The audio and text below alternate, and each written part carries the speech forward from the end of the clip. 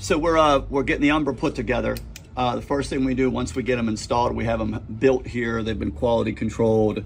Every aspect of them is 100%. So the last thing we're doing is we are testing the different safeties. So your first safety is going to be the trigger safety tab right there that is abutting against the back of the frame. So basically the only way of testing that is getting your fingers on either side and pulling like a madman, and obviously that is not going to go anywhere. We have a nice 100% engagement on the frame. It's not moving. Next, we're moving to the drop shelf. So the way the drop shelf works is once the trigger is disengaged, it's going to drop all the way down into the shelf. So when you pull the trigger forward, now you see it's up on the shelf.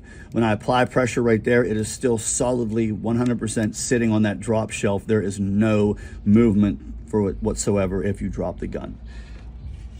We kind of go a step beyond around here. Engagement is not really a test, but we like to keep an eye on engagement. Glock allows 66% engagement, as that's kind of the number, which means if you have 33% of your firing pin lug sticking underneath that cruciform, then you're kind of in the red. So basically, there's no armorer's plate for these, unless Shadow Systems is watching this and they can get me some armorer's plates, so I don't have to keep making these to put in the guns. But basically we're gonna remove their back plate because you can't get any eyes inside the gun, and we made these out of metal. We took these out of a couple Glock and then just had to modify them to get them to work. And these little all right, so right there.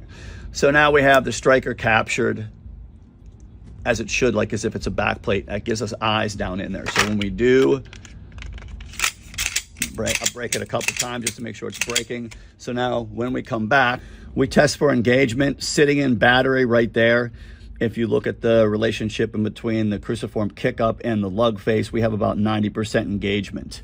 So as this trigger starts to move back, you'll see the striker, you'll see the cruciform start to move down, down, down, down, and then it breaks.